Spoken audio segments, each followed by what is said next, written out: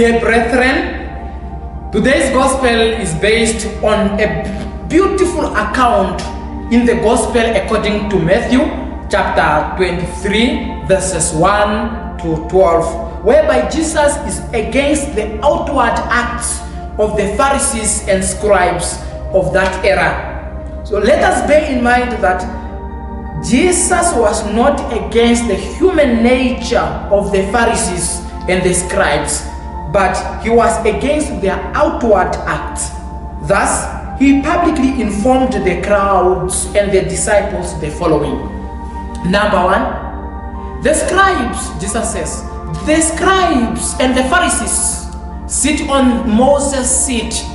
So practice and observe whatever they tell you, but not what they do. Secondly, they preach, but they do not practice what they preach.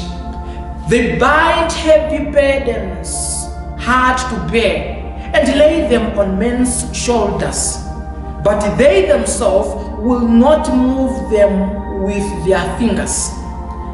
They do all these deeds to be seen by men, and they love the places of honor at feast and the best seats in the synagogues and salutation in the marketplaces, and they love to be called rabbi. But Jesus tells us that do not be called rabbi, for you have only one teacher, and you are all brethren. And Jesus continues, and no man should call you master or father, because you have one Father in heaven.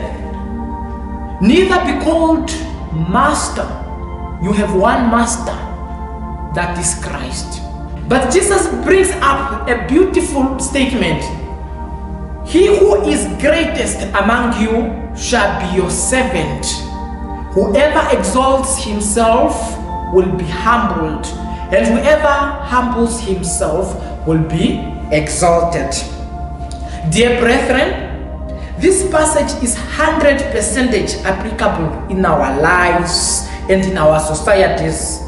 This spirit and the mentality of Pharisees and scribes is not only found in the religious sphere, but also in the life or in the sphere of politics, either secular or civil. So let us think deep on how we dress ourselves with this nature of scribes and Pharisees, especially those whom we are in high position or in authorities. So how do we manifest this hypocritical way of life? Number one, we say one thing to those who are subjected to us and do what is contrary to what we have said or to what we say. Many a times, those whom we find ourselves in religious ministries and spheres try to deceive people of God, by proclaiming the gospel of prosperity, but we ourselves have no faith in God whom we preach. Secondly, those whom we find ourselves in political ranks or positions want to be elected and stay in power by promising people all sort of benefit they are going to get once they elect us in that kind of position. But once we are elected in that position, we are drawn deep in the sea of corruption and favoritism. Thirdly, we want others to comply and obey our set up laws, either in a religious sphere or political sphere. But we ourselves, those one who made or who come up with the laws and the regulation, do not obey even one of them. To give a practical example, sometimes you find an officer, and he or she will tell you, do not drink and drive in the road. And tomorrow you will find that particular person, that same person, is the one who is drinking and driving, and is the one who was telling you not to drink and drive. Similarly, an officer can tell you, or anybody, or anyone who is in authority can tell you something. To give a practical example again, an officer can tell you, reduce your speed, don't drive fast in this kind of particular time or particular moment. But it's true, we have to follow this kind of regulations and the law. But the same person who is telling you that law and the regulation is the same person who is overspeeding. Yeah, what does it mean? To continue, the fourth point, we should be careful not to be trapped in the spirit of praise, because praise brings pride. This pride may bring one to the point of always claiming for respect for their titles, or just a little act he does or one does. To give a practical example again, we see many people in the world, once they do a little act, or for example, if they have offered an offering or a kind of a help to somebody, so they want to be surrounded by the cameras.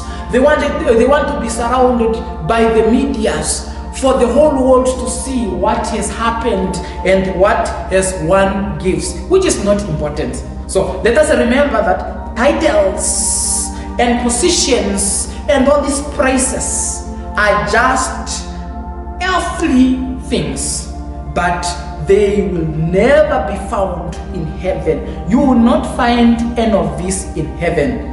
So God does not care if we are honorables, doctors, bishops, your lordship, or whatever title you can give.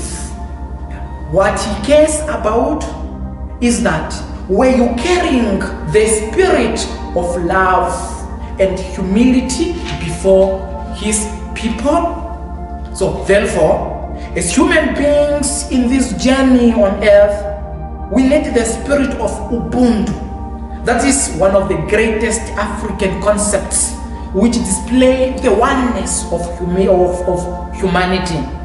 So we exist because of others, not because we are great, not because we are talented, not because we are honored by many, not because we are highly educated.